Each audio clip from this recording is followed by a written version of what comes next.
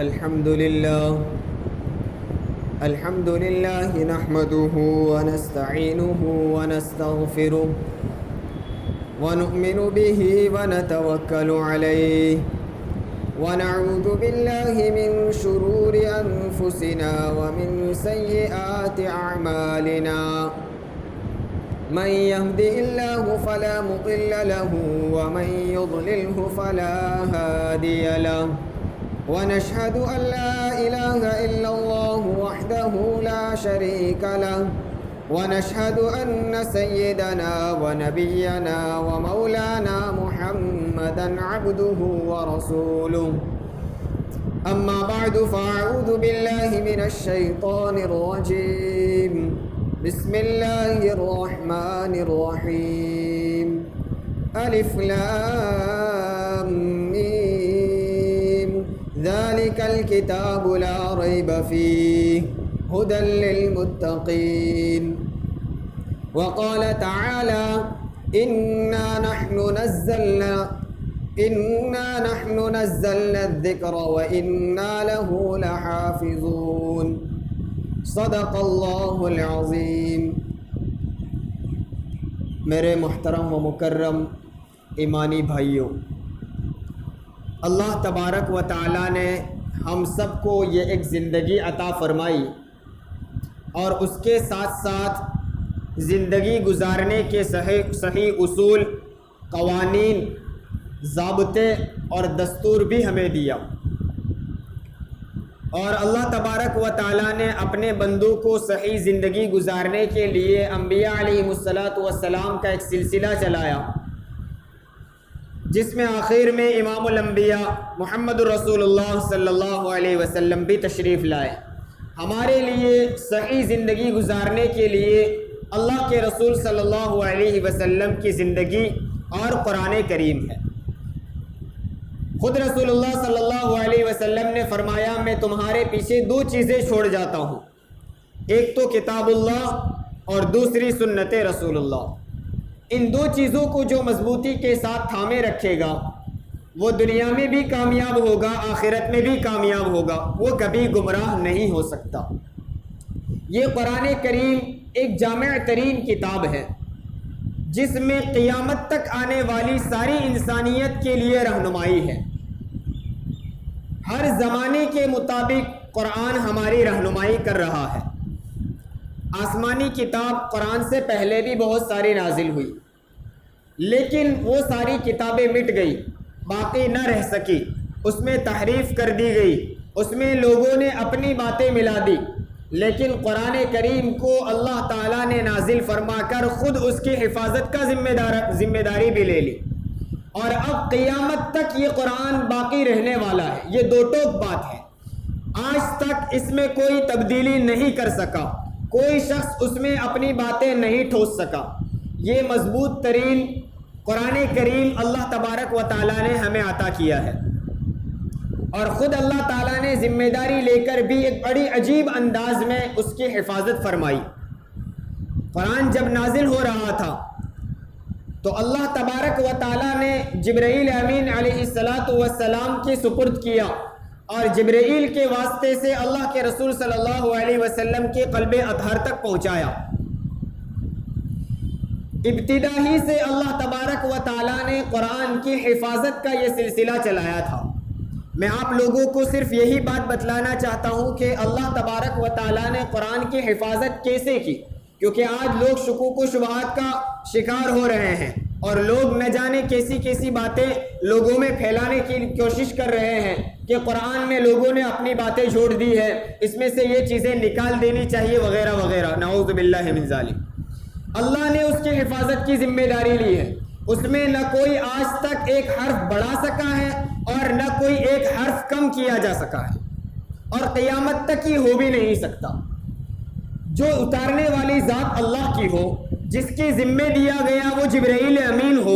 جس کے قلب اطہر پر اتارا گیا وہ امام الانبیاء ہو، پھر اس میں دوسری باتوں کے دخل کا کوئی اندازہ ہی نہیں لگایا جا سکتا، تصور ہی نہیں کیا جا سکتا۔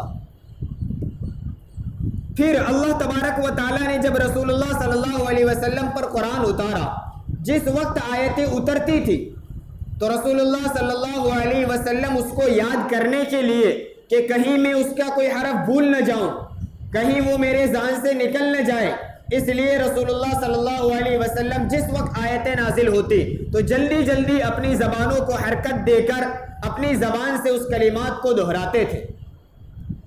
اور اللہ تعالیٰ نے قرآن کریم میں اس کا بھی ذکر کیا، لا تحرک بہ لسانک لتعجل بہ۔ اللہ کے رسول صلی اللہ علیہ وسلم کو فرمایا آپ کوئی تکلیف اٹھانے کی ضرورت نہیں ہے، ہم قرآن آپ کے دل پر اتاریں گے، ہماری ہی ذمہ داری ہے، ہم آپ کو یاد بھی کروا دیں گے، اس کے معانی اور اس کی تفاسیر بھی آپ کو یاد ہو جائے گی، اور اس کی حفاظت کی ذمہ داری ہماری ہے۔ چنانچہ اللہ کے رسول صلی اللہ علیہ وسلم کے لیے آسانی ہو گئی، اب آپ کو یاد کرنے کی ضرورت نہیں پڑتی تھی، جیسے ہی آیت قرآن آپ کے دل پر اترتی اور وحی کا یہ سلسلہ ختم ہوتا تھا تو خود سے اللہ تبارک و تعالیٰ کی طرف سے وہ آیت حضور صلی اللہ علیہ وسلم کو یاد ہو جایا کرتی تھی۔ گویا اللہ تبارک و تعالیٰ نے اللہ کے اپنے رسول صلی اللہ علیہ وسلم کے دل کو قرآن کا ایک خزینہ بنا دیا تھا، جس میں قرآن کے الفاظ، معانی اور تفاسیر سارا مجموعہ موجود تھا۔ اب جب خود رب کائنات اس کی حفاظت کرے اور اپنی ذمہ داری سے رسول اللہ صلی اللہ علیہ وسلم کے دل میں اسے جما دے، اسے کون مٹا سکتا ہے؟ اور خود حضور صلی اللہ علیہ وسلم بھی بعد میں اس کو یاد رکھنے کے لیے اس کی حفاظت کی کوشش کرتے تھے،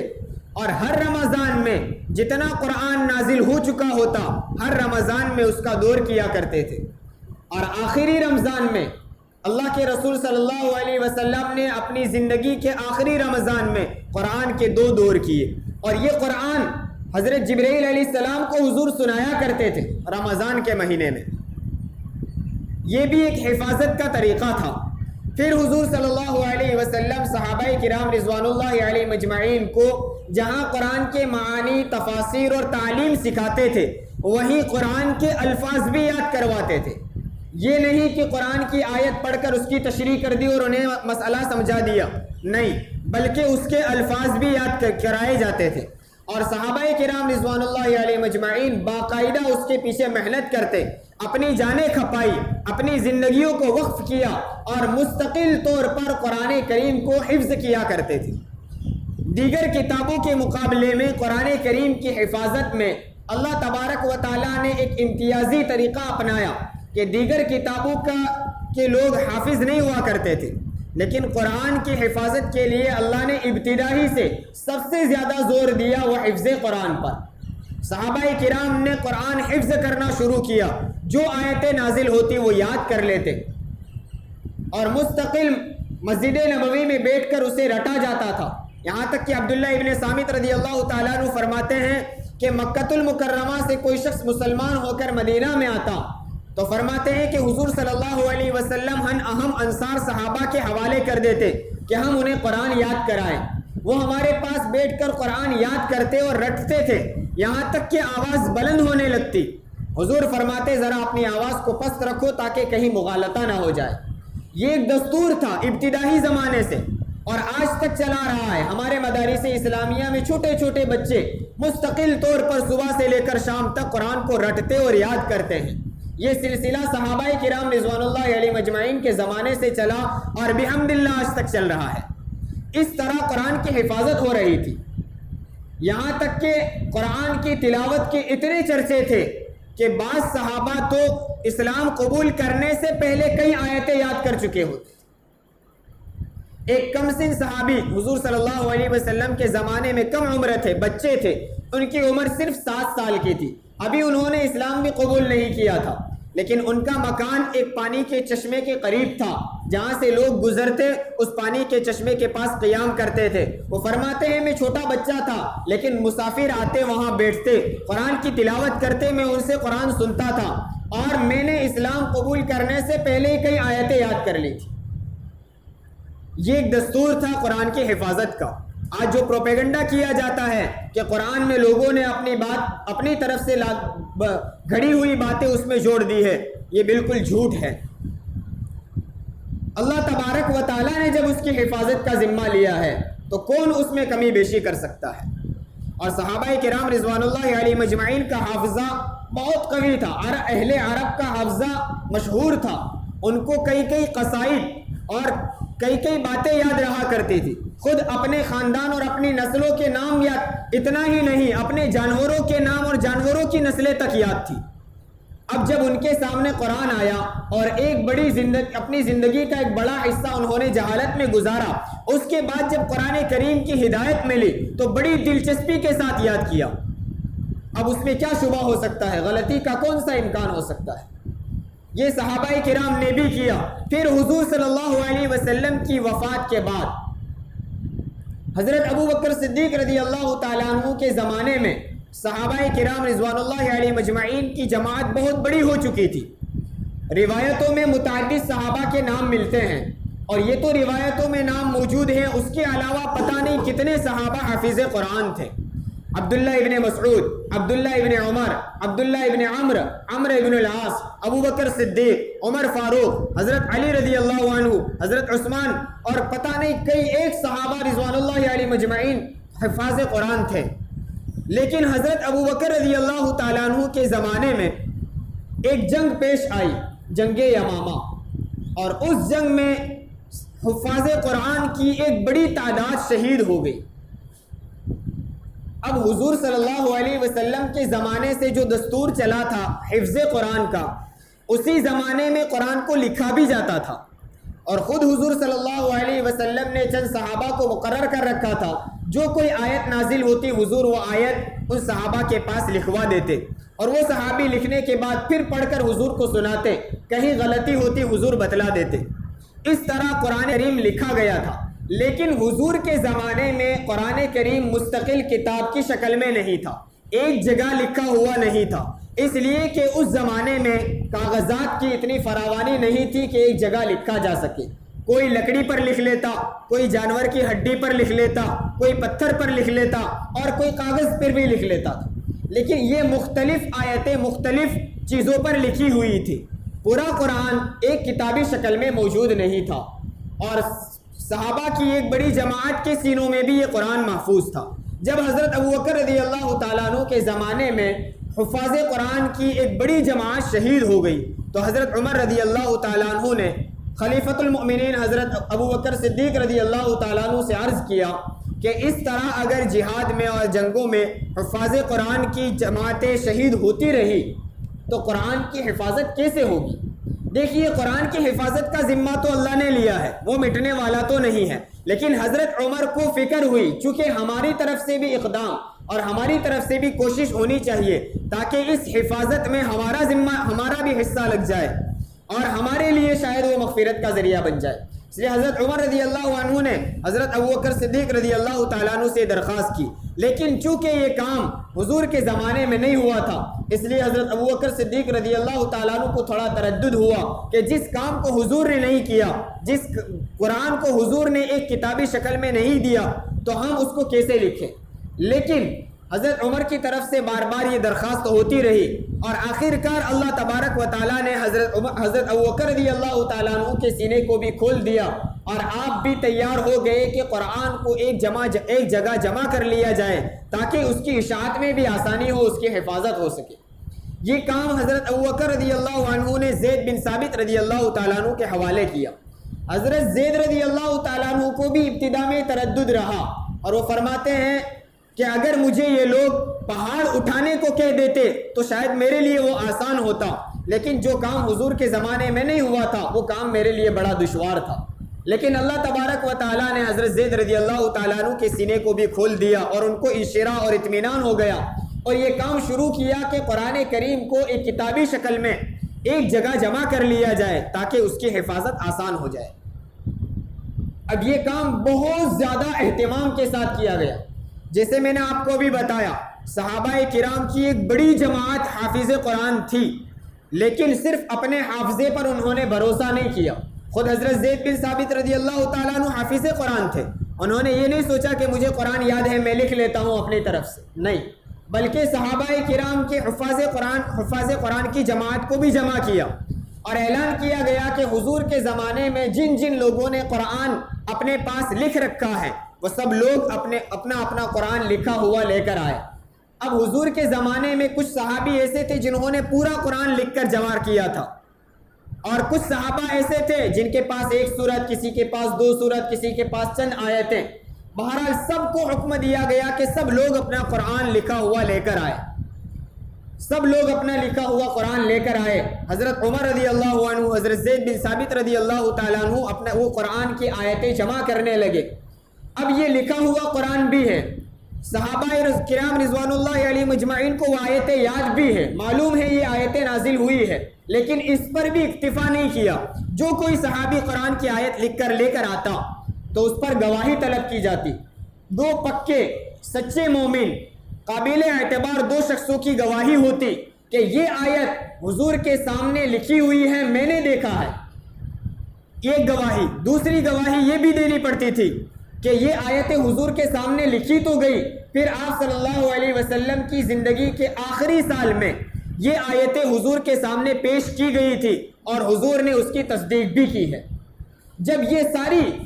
ساری پروسیجر ہوتی، گواہوں کی گواہی بھی ہوتی، قرآن لکھا ہوا بھی ملتا، قرآن یاد کیا ہوا بھی ہوتا، بالکل پختہ طور پر یقین ہو جائے کہ یہی قرآن کی آیت ہے جو آسمان سے اتری ہوئی ہے، پھر حضرت زید بن ثابت رضی اللہ تعالیٰ عنہ اپنے مصحف میں اس کو محفوظ کر لیتے تھے۔ یوں ایک ایک آیت کی پوری تحقیق کرنے کے بعد، پوری طرح یقین ہو جانے کے بعد قرآن کریم کو لکھنا شروع کیا، اور شروع سے لے کر آخر تک اس قرآن کو ایک جگہ جمع کیا گیا۔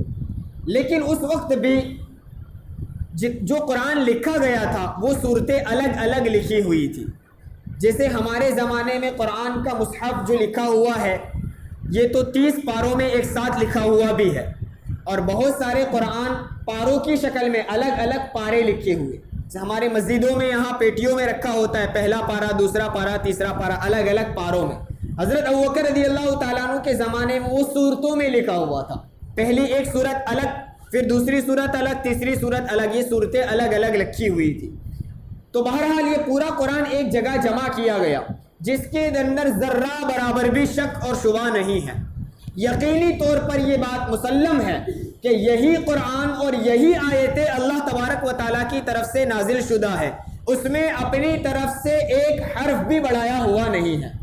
یہ میں بات اس لیے کہہ رہا ہوں کہ آج کل یہ پروپیگنڈا کیا جا رہا ہے، حضرت ابوبکر رضی اللہ تعالیٰ عنہ کے زمانے میں لوگوں نے اپنی طرف سے آیتیں بڑھا دی، اور یہ وہ قرآن نہیں ہے جو اللہ کی طرف سے اترا ہوا ہے، نعوذ باللہ من ذالک۔ جس قرآن کو اللہ اتارے، جس قرآن کی حفاظت کا ذمہ اللہ لے، اور یوں کہے کہ اس قرآن میں کوئی تبدیلی ہو نہیں سکتی، پھر کون سی بات ہے کہ اس قرآن میں کوئی اپنی بات بڑھا دے؟ 1450 سال گزر گئے، آج تک کوئی مائی کا لال پیدا نہیں ہوا جو قرآن کے کسی ایک حرف کو بڑھا سکے یا گھٹا سکے۔ ہمارے زمانے میں بھی لاکھوں کی تعداد میں، بلکہ اس سے بھی زیادہ حفاظ قرآن موجود ہے۔ اگر کوئی شخص ایک حرف بھی بڑھاتا ہے، دنیا بھر سے آواز اٹھ جائے گی کہ یہ حرف قرآن کا حرف نہیں ہے، یہ اللہ تعالیٰ حفاظت کر رہا ہے۔